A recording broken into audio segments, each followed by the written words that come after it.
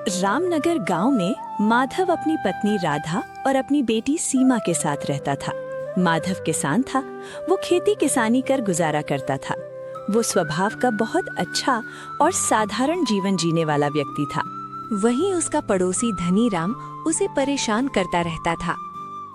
अरे माधव भैया सुनो, बहुत जल्दी में हो क्या? क्या बात है?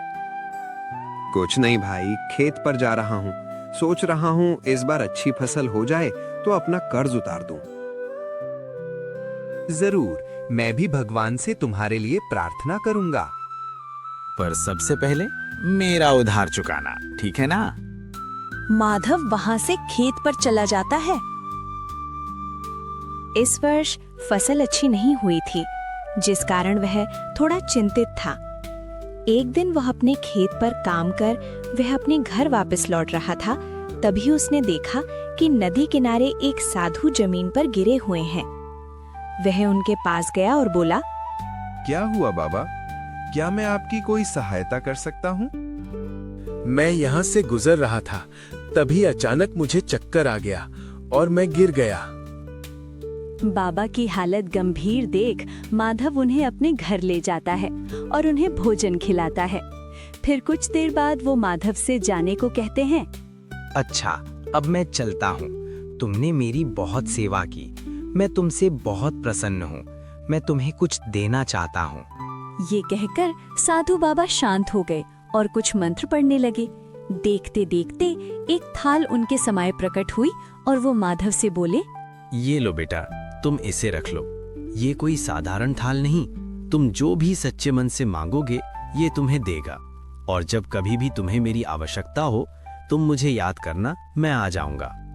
माधव बाबा को नदी किनारे छोड़कर वापस आता है। वह साधु बाबा की बात पर ध्यान नहीं देते। कुछ दिन बीत जाते हैं। फसल अच्छी न होने के कारण उनके घर में कुछ दिनों में खाने की कमी होने लगती है और एक दिन बरसात में उनके घर में खाने को कुछ भी नहीं होता। राधा माधव से कहती है, माँ, मुझे भूख लगी है, कुछ खाने को दो ना माँ। अब हम क्या करें? घर में खाने को कुछ भी नहीं है। आप कुछ कीजिए ना, हमारी बेटी का भूख से बुरा हाल है। तुम ही बताओ, मैं क्या करूं? राधा थोड़ा रुककर कहती है, घर में कुछ बर्तन हैं, उन्हें बेचकर कुछ पैसे मिल जाएंगे। आप बर्तन बेचकर कुछ खाने को ले आओ। ठीक है, तुम मुझे बर्तन दो, मैं उन्हें बेच कर आता हूँ। तब राधा बर्तन निकालने लगती है। जब वो बर्तन निकाल रही होती है तब उसे वो थाल दिखती है जो साधु बाबा ने उसे दी थी। वो माधव से कहती है, ये वही थाल है जो बाबा ने हमें दी थी और कहा था हम जो भी इससे मांगेंगे ये हमें देगी। चलो कुछ मांग कर देखते हैं, शायद कुछ मिल जाए। माधव वो थाल जमीन पर रखकर उसके सामने बैठ जाता है और खाने के लिए फल और मिठाई मांगता है। देखते देखते फल और मिठाई थाल में आ जाती है। माधव ये देख खुश और अचंभित होता है।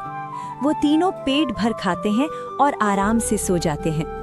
अगली सुबह उठकर वो थाल से कुछ धन मांगता है। मुझे धन दौलत दो।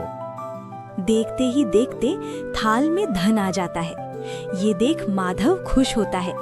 अब इसी तरह अपना जीवन अच्छी तरह जीने लगते हैं।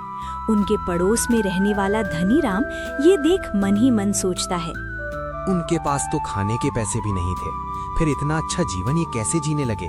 कुछ तो गड़बड़ है, मुझे पता लगाना होगा। फिर वो दिन रात माधव के घर पर नजर रखने लगता है और एक रात वो माधव को थाल से धन मांगते हुए सुन लेता है। अच्छा, तो ये बात है। तभी मैं सोचूं ये भिखारी इतना अच्छा जीवन कैसे जी रहा है। अब मुझे कुछ करना होगा। वो माधव से थाल प्राप्त करने की योजना बनाने लगता है और एक दिन वो बाजार से वैसी ही दिखने वाली थाल लाता है और रात में मौका पाकर उसे माधव की थाल से बदल देता है और अपने घर आ जाता है। अब देखता हूँ माधव क्या करेगा। अब मैं अपनी इच्छाओं को पूरा करूंगा इस थाल से। वहीं दूसरी तरफ माधव इस बात से अनजान है कि थाल बदल चुकी है। वो थाल से खाना और मिठाई मांगता है, परंतु इस बार उसे कुछ प्राप्त नहीं होता। कई बार मांगने के बाद फिर से कुछ नहीं मिलता तो वो चिंता में पड़ जाता है और सोचता है कि है क्या हुआ, क्या इसकी शक्तियां समाप्त हो गई हैं? और वो सोचता है मुझे साधु बाबा से बात करनी चाहिए। वो अगले दिन नदी किनारे जाकर साधु बाबा को याद करता है और साधु बाबा आ जाते हैं और माधव से पूछते हैं, क्या हुआ बेटा, मुझे क्यों याद किया? आपकी दी गई थाल की शक्तियां समाप्त हो गई हैं। अब वो कुछ नहीं दे रही। मैंने काफी प्रयास किया पर कुछ नहीं हुआ। आप बताएं बाबा, ये कैसे हुआ? ये असंभव है, ऐसा नहीं हो सकता। मैं अभी पता लगाता हूँ कि क्या हुआ। बाबा थोड़ी देर रुककर और थोड़ी देर बाद माधव को बताते हैं, ये जो तुम्हारे पास ये तुम्हारी थाल नहीं है, तुम्हारी पड़ोस में रहने वाले धनीराम ने तुम्हारी थाल को बदल दिया है। असली थाल उसके पास है। अब मैं क्या करूं बाबा, आप ही कुछ बताओ। साधु बाबा थोड़ी देर शांत रहकर माधव को एक उपाय बताते हैं और कहते हैं, जैसा मैंने कहा है तुम वैसा ही करना, थाल तुम्हें मिल जाएगी। माधव खुश होकर अपने घर वापस आ जाता है और अपनी पत्नी से जोर जोर से बात करने लगता है। राधा, अब तुम्हें चिंता करने की जरूरत नहीं है। मुझे बाबा ने दूसरी थाल दी है। इससे हम जो भी मांगेंगे ये सब 2 गुना देगी। धनीराम ये सब से सुन रहा होता है। अच्छा, तो ये बात है। ठीक है, अब देखना मैं क्या करता हूँ। फिर मौका देखकर धनीराम फिर से माधव के घर जाकर थाल बदल लेता है और वापस आ जाता है। घर आकर वो फिर थाल से कुछ मांगता है, परंतु इस बार उसे कुछ नहीं मिलता। कई बार मांगने के बाद कुछ नहीं मिलता। तब वो समझ जाता है माधव ने उसे बेवकूफ बनाया है और वो दुख में बेहोश हो जाता है। माधव और राधा बहुत खुश होते हैं। तो यह कहानी यहीं समाप्त होती है प्यारे बच्चों।